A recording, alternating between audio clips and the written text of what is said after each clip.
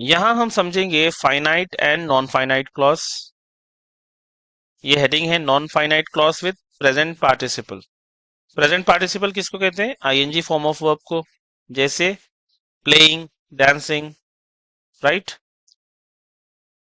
अब एग्जाम्पल के जरिए से इस हेडिंग को समझते हैं और यहाँ कुछ चीजें आपको ऑब्जर्व करना है। इस सेंटेंस के अंदर है सब्जेक्ट और है वर्ब ब्रिंग, और ड्राइव भी वर्ब है, और इस सेंटेंस के अंदर भी सब्जेक्ट है और वर्ब है। यहाँ नोट करना है आपको, in both the sentences there are subjects and verb. तो सब्जेक्ट और वर्ब नजर आ रहा है। Each sentence has a tense, और दो भी सेंटेंसेस के अंदर एक टेंस है। वो टेंस क्या है? Simple present tense.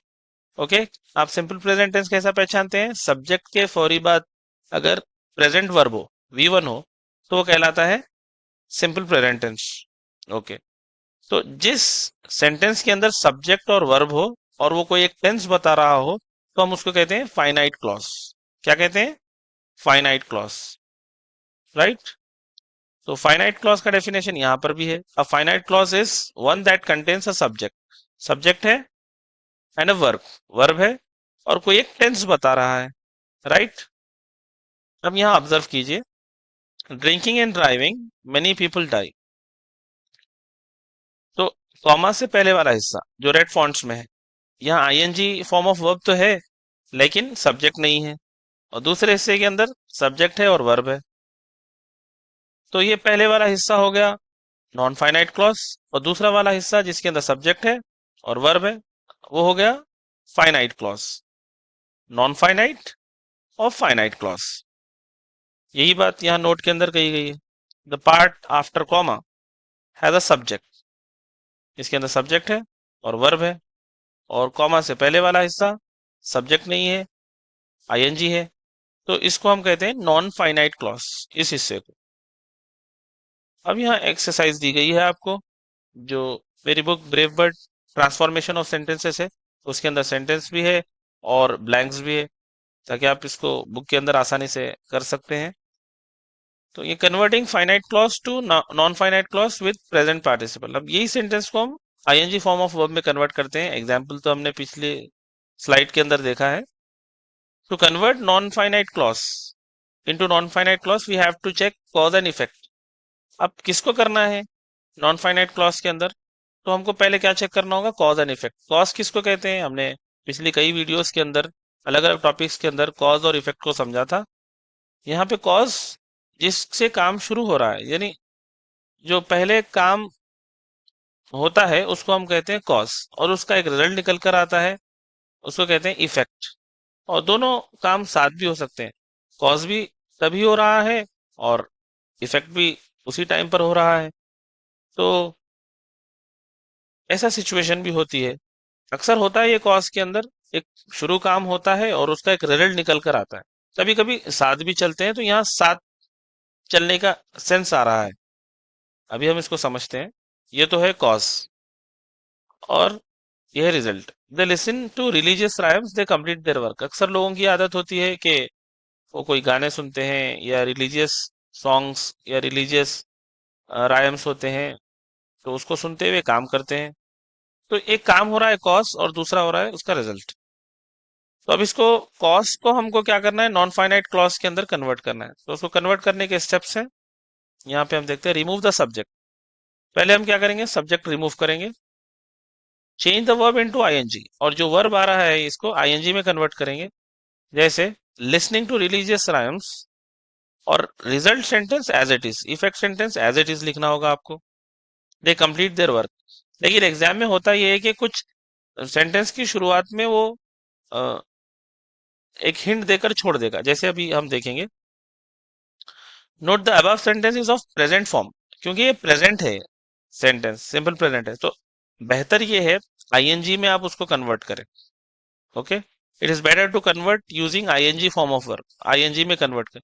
और ऐसे भी हो सकता है, you can add the suitable conjunction in the non finite clause, जैसे while और when listening to religious rhymes they complete their work। Okay. ऐसे भी कर सकते हैं आप, ऐसे भी कर सकते हैं। वो सिचुएशन के ऊपर डिपेंड करता है, और एग्जाम में आपको शुरुआत में जैसे देगा वैसे करने के लिए वैसा करिए आप। देखें आप यहाँ पे। अच्छा, पहले तो हम डेफिनेशन देख लेंगे। Non finite clause tells that when one thing is happening, और अगर हो चुकी होगी और उसी के साथ कोई चीज हो रही होगी, another thing takes place, it does not have its own subject, subject नहीं रहता उसके अंदर, जैसे हमने यहाँ देखा है, सब्जेक्ट नहीं है, right. And does not show the time, उसका कोई टेंस नहीं होता, जस्ट आईएनजी के अंदर होता है वो, इस तरीके से। यहाँ पे आपको कन्वर्ट करना है और इसको फ्लिप भी करना है। फ्लिप कर सकते हैं, ये ऑप्शन है, you can check the answer, और डिस्क्रिप्शन में भी आंसर चेक कर सकते हैं। अच्छा, ये बिट दी गई है, और 17th वन आपको करने के लिए बोला जा रहा है, जो हमारे टॉपिक का हिस्सा है, फाइनाइट और नॉन फाइनाइट क्लॉज। और हिंट दे चुका है शुरुआत के अंदर, on seeing, when we see colours we remember Holi. ये सी को क्या कर रहा है, सीइंग कर रहा है। और एक पॉइंट याद रखिए आप, if the sentence begins with any conjunction, जैसे व्हेन से शुरू हो रहा है, तो ये सब चले जाएंगे, आप इसको रिमूव करना होगा। ठीक है, अब आप इसको बनाइए और आंसर भी चेक कीजिए। अच्छा, अब तक क्या हो रहा था, प्रेजेंट फॉर्म ऑफ वर्ब्स आ रहे थे। अब यहां देखिए, they rode the homework, they went to play. पहले क्या हो रहा था, they listen to religious rhymes, they complete their work. तो वहां पे लिसन प्रेजेंट था, अब यहाँ पे आ रहा है पास्ट वर्ब। तो आपको क्या करना होगा, इसके अंदर भी कॉज देखना है, इफेक्ट देखना है, right. While converting into non finite clause we have to see cause and effect, हमने ये देख लिया है। And see whether the cause part happens और हैपेंड, हो रहा है या हो चुका है। यहाँ पास्ट वर्ब आ रहा है, तो हमको पता चल चुका है कि ये हो चुका है। तो आप कैसे करेंगे, if happened it is better to follow this method, अगर हो चुका है काम तो ऐसे फॉलो कीजिए आप method. Remove the subject and add the word having. Okay, they को रिमूव करेंगे और ऐड करेंगे having.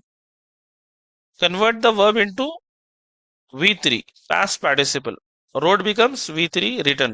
Having written the homework, they went to play. Result sentence तो as it is लिखना है आपको, आप ऐसे लिखें, ये it is a better option, right? Situation के हिसाब से आप इसको ऐसे भी लिख सकते हैं, after writing the homework they went to play. Okay, चलिए आप यहाँ आगे बढ़िए।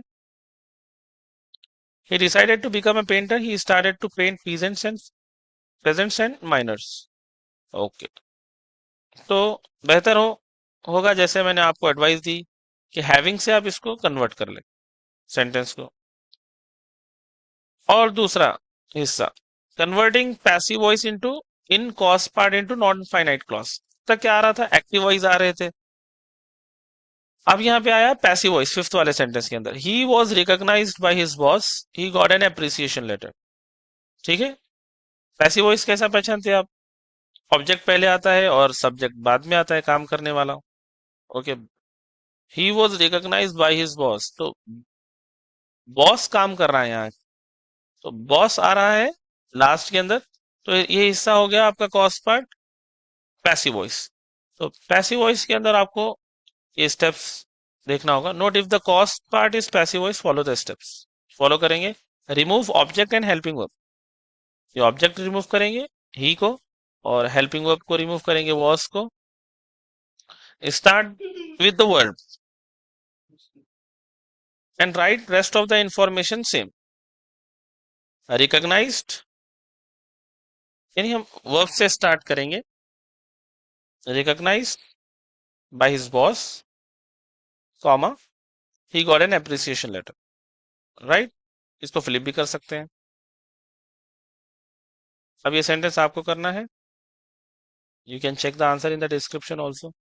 Hope you have understood finite and non-finite clause. Thank you.